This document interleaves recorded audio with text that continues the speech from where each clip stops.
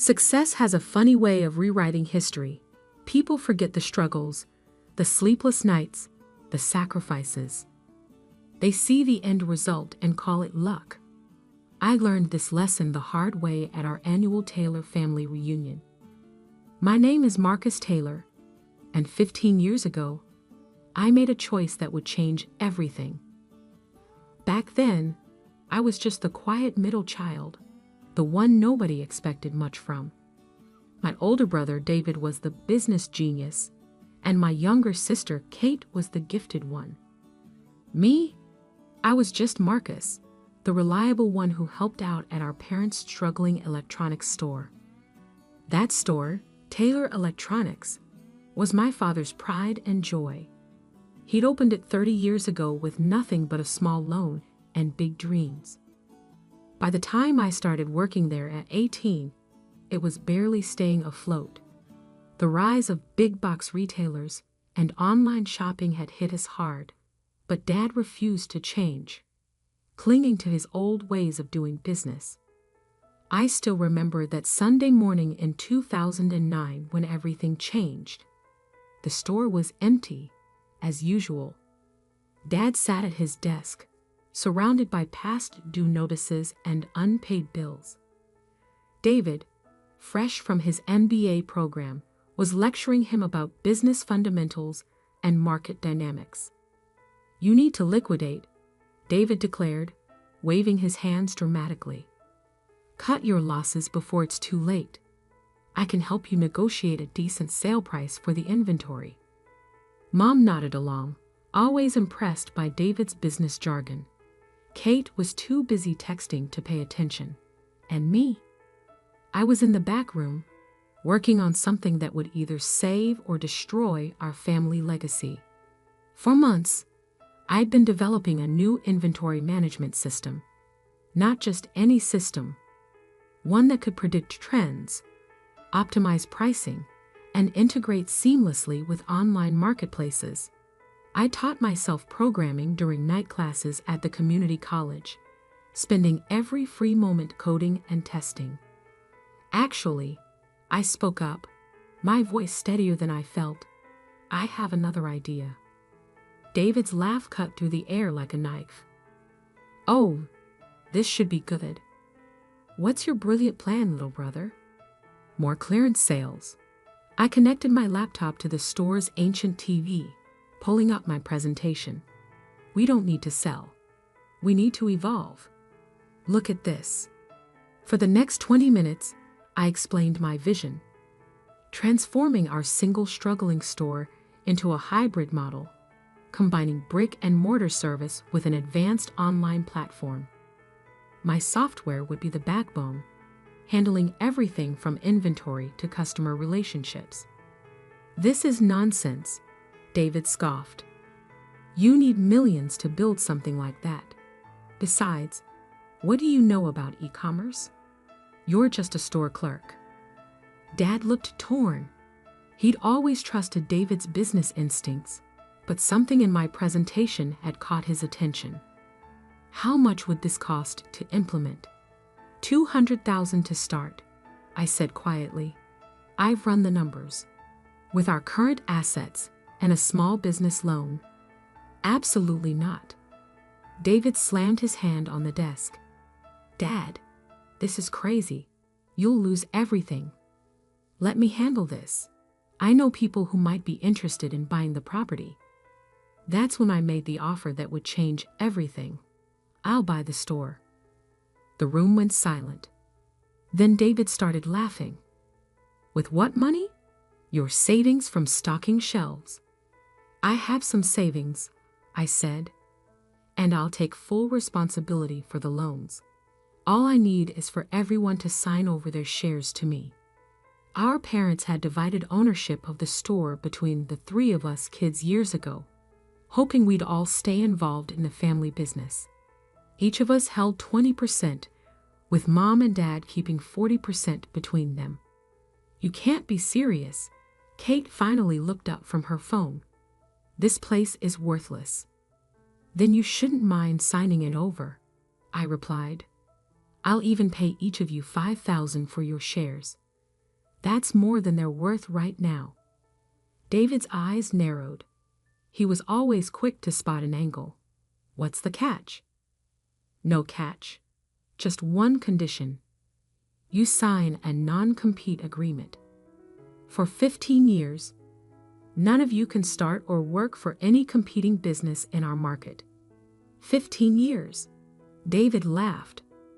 You're delusional. Who'd agree to that? People who think this business is worthless, I said quietly. People who believe I'm going to fail anyway. After all, it's just luck if I succeed, right? I pulled out the contracts I'd had prepared. Simple, straightforward documents transferring their shares to me and binding them to the non-compete agreement. I'd spent my last $1,000 on getting them legally drafted. This is ridiculous, David declared, but I could see the wheels turning in his head. $5,000 for worthless shares in a failing business. Plus, in his mind, the non-compete was meaningless because there was no way I could succeed. Kate signed first, barely reading the document. Whatever. I need a new phone anyway. Mom and Dad exchanged looks. They'd been trying to figure out how to retire, and this offered them a way out. They signed next. David held out the longest, lecturing me about business realities and market forces. But in the end, his belief in my inevitable failure and his need to prove himself right won out. He signed with a flourish. Congratulations, he smirked. You just bought yourself a sinking ship. I gathered the signed contracts carefully, treating them like the precious documents they were. Maybe I just bought our family's future. The next few years were a blur of 18-hour days, endless code revisions, and countless setbacks. I moved into the store's back office, sleeping on an old couch to save money. Every dollar went into building the business. My software evolved from a simple inventory system into something more powerful. It could predict market trends, optimize pricing in real time, and create personalized shopping experiences. Major retailers started noticing our unusually high efficiency rates. By year 5, we had expanded to 10 locations, each running on my system. By year 10, we had licensed the software to hundreds of retailers across the country. Taylor Electronics had transformed from a dying local store into Taylor Tech Solutions, a multi-million-dollar retail technology company. Through it all, my family stayed away, convinced my success was just a string of lucky breaks. David started and failed at several ventures, always blaming market conditions or bad timing. Kate drifted between jobs, never finding her passion. Mom and Dad retired comfortably on the money I sent them, though they still credited David as their business advisor. Which brings us to last week's family reunion, held at my new lake house. 15 years almost to the day since they signed those contracts. David had been drinking, his bitterness amplified by the obvious signs of my success. The lake house, the cars in the driveway, the subtle but clear indicators of wealth that he'd always dreamed of achieving. You just got lucky, he shouted, gesturing wildly with his wine glass. All of this, it's just dumb luck. Real business takes skill, strategy, education, not some homemade computer program. The room fell silent. Other family members, aunts, uncles, cousins who'd witnessed our history, shifted uncomfortably. I could have let it go, could have smiled and nodded as I had for years, but 15 years is a long time to wait for a moment. I walked to my home office, opened my safe, and returned with a yellow document. Remember this contract you signed 15 years ago?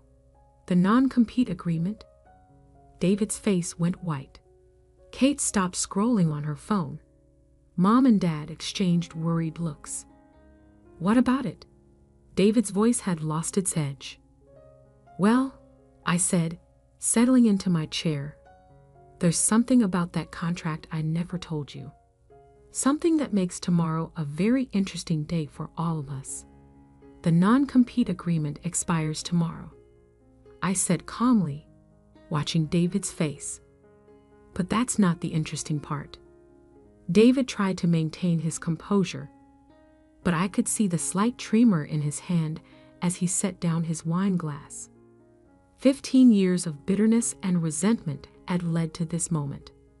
"The interesting part," I continued, "is Section 7, Paragraph 3, the clause none of you bothered to read before signing." I opened the document, its pages soft with age. "Would you like me to read it?" Kate had finally put down her phone, her carefully maintained indifference cracking. Mom and Dad sat frozen on the expensive sofa they'd criticized as wastefully extravagant just hours earlier. "This is ridiculous." David attempted his usual bluster. "Some old contract from when you bought that worthless store. Who cares?" I smiled, remembering all the times he dismissed me, mocked my efforts, attributed every success to luck, rather than admit he might have been wrong. Section 7, Paragraph 3. I read clearly, my voice carrying across the now silent room. "In exchange for the transfer of shares and acceptance of the non-compete agreement, all signatories agree to forfeit any claim to intellectual property, patents, or technological innovations developed by Marcus Taylor during the period of this agreement." The color drained from David's face. He'd been a business major. He understood exactly what those words meant. "Furthermore," I continued, "all signatories acknowledge that any such developments, including but not limited to software systems, algorithms, and business processes, remain the sole property of Marcus Taylor in perpetuity." That's standard legal language," David stammered. "Meaningless boilerplate." I pulled out another document, this one crisp and new. "This is a valuation report from Goldman Sachs. They estimate the current market value of Taylor Tech's proprietary software system at approximately $2.8 billion. The room erupted in chaos. Aunt Susan dropped her cocktail glass. Uncle Pete started choking on his appetizer. Kate's perfectly manicured hands began shaking. "But that's not the real bombshell," I said, pulling out a third document. "This morning, I received an offer. Amazon wants to acquire Taylor Tech Solutions. Their initial offer? $4.7 billion. Mom grabbed Dad's arm. David collapsed into a chair. Kate started frantically Googling on her phone. "You can't." David's voice cracked. "We're family. We owned the original business together." "No," I corrected him. "You sold your shares. All of you. You signed away your rights to everything I would build, convinced I would fail. You bet against me, David. Against your own brother." "We didn't know." Kate burst out. "How could we know you create something so valuable?" "You couldn't," I agreed. "Just like I couldn't know for sure I would succeed. But here's the difference. I believed in myself, even when none of you did." I walked to the bar and poured myself a scotch, letting the moment sink in. 15 years of dismissive comments, mocking laughter, and condescending advice played through my mind. "The acquisition goes public tomorrow morning," I continued. "I wanted you to hear it from me first. After all, we're family." David jumped up, his face red. "This isn't fair. We'll contest the contract. We'll sue." I pulled out one final document. "You mean like you did with Thomson Electronics 3 years ago? When you tried to steal their retail concept? Or maybe like the lawsuit you almost faced from Henderson Tech last year?" David fell back into his chair, his face ashen. How did you? I've been watching, I said quietly. Every failed venture, every attempted shortcut, every time you tried to copy someone else's success instead of building your own. I documented everything. Why? Mom's voice was barely a whisper. Because I knew this day would come. The day you'd all realize that success isn't about luck. It's about vision, hard work, and integrity. Kate stood up, her designer dress rustling. So that's it? You're just going to take the money and abandon your family. I laughed softly. Abandon? Like you all abandoned the store, abandoned Dad's dream, abandoned me when I needed support. The room fell silent again. Even David had run out of arguments. But I continued, you're right about one thing. We are family. Which is why I've made some arrangements. I pulled out a stack of envelopes, each bearing a name. Inside each envelope is a job offer. Real positions at Taylor Tech, based on your actual skills and experience. Not charity. You'll have to work, learn, and prove yourselves. But it's an opportunity. Why would you do this? Dad asked, his voice rough with emotion. Because 15 years ago, I didn't just buy a failing store. I bought a chance to prove something. Not just about business, but about character. I handed out the envelopes. The offers are good for 24 hours. After that, I move forward with the acquisition, and these opportunities disappear. David stared at his envelope, his hands trembling slightly. And if we accept, then you'll work harder than you ever have. You'll learn what it really takes to build something valuable. And maybe, just maybe, you'll understand that there's no such thing as luck in business. The room was quiet except for the sound of envelopes being opened. Years of resentment, jealousy, and missed opportunities hung in the air like smoke. Mom opened her envelope first, gasping at the details inside. Dad peered over her shoulder, his eyes widening. Kate clutched her envelope to her chest, her carefully maintained facade cracking. David sat alone, his unopened envelope like a weight in his hands. 15 years of believing he was the smart one, the business genius, the one who should have succeeded, all crumbling in a single evening. I checked my watch. In 12 hours, the acquisition would be announced. In 12 hours, everything would change.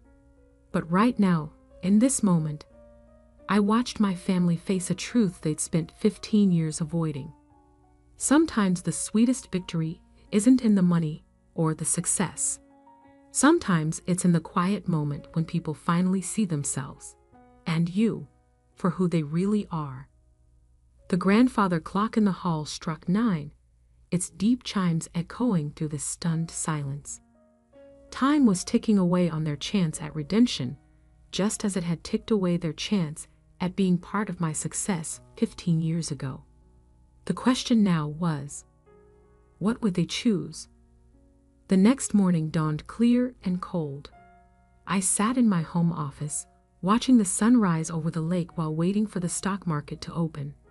In 3 hours, the acquisition would be announced, and Taylor Tech Solutions would become headline news. My phone had been buzzing all night with messages from family members. Kate had been the first to break, sending a tearful voice message at midnight. I was wrong, she sobbed. I've been so wrong all these years. Mom and Dad had called at dawn, their voices heavy with regret. They'd spent the night reading through old news articles about my company's rise, finally understanding what their middle child had built while they were busy praising David's failed ventures. But from David, silence. I picked up his unopened envelope from my desk. The job offer inside wasn't just any position, it was a chance for real redemption. VP of Business Development, reporting directly to me. a role that would force him to learn the business properly, to build something legitimate instead of chasing quick wins and copying others' success. A soft knock at my office door interrupted my thoughts. David stood there, looking like he hadn't slept. His usual polished appearance was gone, replaced by something I hadn't seen in 15 years. Humility. "Can we talk?" he asked quietly. I gestured to the chair across from my desk. He sat down heavily, placing his unopened envelope between us. "I spent all night thinking," he began, his voice rough, "about everything. About why I failed while you succeeded. About why I was so sure you just got lucky." I stayed silent, letting him continue. "You know what I realized? Every time I failed, I blamed something else. The market, the timing, the competition. But you never blamed anyone. You just kept building." He picked up the envelope, turning it over in his hands. I didn't open this because I was afraid, not of what was inside, but of what it meant. Accepting this means accepting that I was wrong about everything. "Being wrong isn't the worst thing, David," I said quietly. "Refusing to learn from it is." He nodded slowly. "The non-compete expires today. I could try to compete with you, try to prove I could do it better. That's what the old David would do. And the new David?" He opened the envelope carefully, reading the job offer inside. His hands trembled slightly as he reached the details, the responsibilities, the expectations, the clear path of accountability. "The new David wants to learn," he said finally. "Really learn, not just pretend to know everything." I checked my watch. The market's open in an hour. Once the acquisition is announced, everything changes. If you want that position, you need to decide now. David pulled out a pen, his hand hovering over the signature line. "Why did you do this? Why offer us jobs when you could just take your billions and leave us behind?" I thought about that night 15 years ago, when they'd all signed away their rights to my future success. Because money isn't the only way to prove someone wrong. Sometimes the best revenge is giving people a chance to see exactly what they missed out on.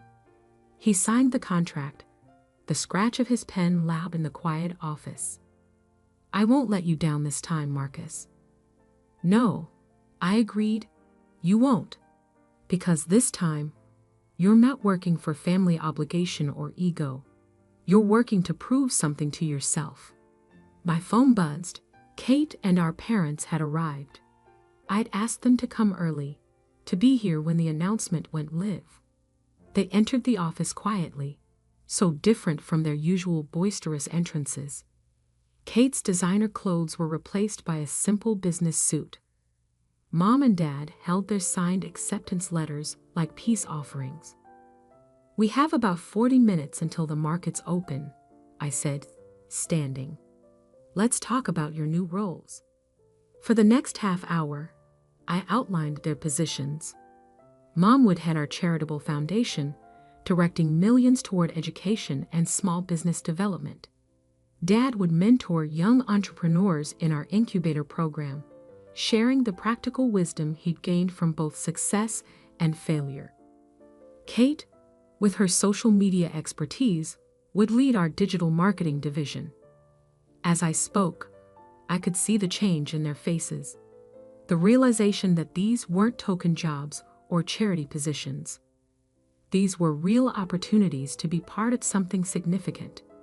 At 9:25, my phone rang. It was time. I put the call on speaker. "Good morning, everyone. We're ready to proceed with the announcement." The family gathered around my desk as I connected to the video call. The Amazon executives appeared on screen, along with our lawyers and board members. "The papers are signed," my lawyer confirmed. "Ready when you are, Marcus." I looked at my family. Really looked at them. David, humbled but determined. Kate finally focused on something beyond herself. Mom and Dad, proud not just of the money, but of what their son had built. "Send it," I said. Within seconds, the news hit the wires. Amazon acquires Taylor Tech Solutions for $4.7 billion. My phone exploded with notifications. The office phones began ringing. Email alerts chimed continuously. But in that moment, something more important was happening in my office. My family was witnessing not just the culmination of my success, but the beginning of their own second chances. "Congratulations, little brother," David said softly. "You did it. Not luck, not chance. You." Kate wiped tears from her eyes. "We should have believed in you." "No," I corrected her. "I needed to believe in myself. Sometimes that's enough." Mom stepped forward, holding up her acceptance letter. "We won't waste this opportunity, Marcus. We'll make you proud." I smiled, remembering that scared young man sleeping on a storeroom couch, coding through the night, believing in something no one else could see. "I know you won't waste it," I said, "because now you understand what I learned 15 years ago. Success isn't about luck. It's about seeing something others don't, and having the courage to build it anyway." The sun was fully up now, painting the lake in shades of gold. Outside, reporters were already gathering at the gate. The quiet moment would soon be shattered by interviews, press conferences, and the chaos of a multi-billion-dollar acquisition. But right now in this office, something more valuable than money was changing hands. Understanding, respect, and maybe, just maybe, a second chance at being a real family. David picked up his new employee badge from my desk, running his fingers over his name and title. "So, boss," he said with a slight smile, "when do we start?" I looked at my watch, then at my family. "We already have." The story of Taylor Tech Solutions was about to become business legend. But the real story, the one about a family learning the true meaning of success, the value of hard work, and the power of believing in yourself, that story was just beginning. Sometimes the best revenge isn't in proving others wrong. Sometimes it's in giving them a chance to prove themselves right.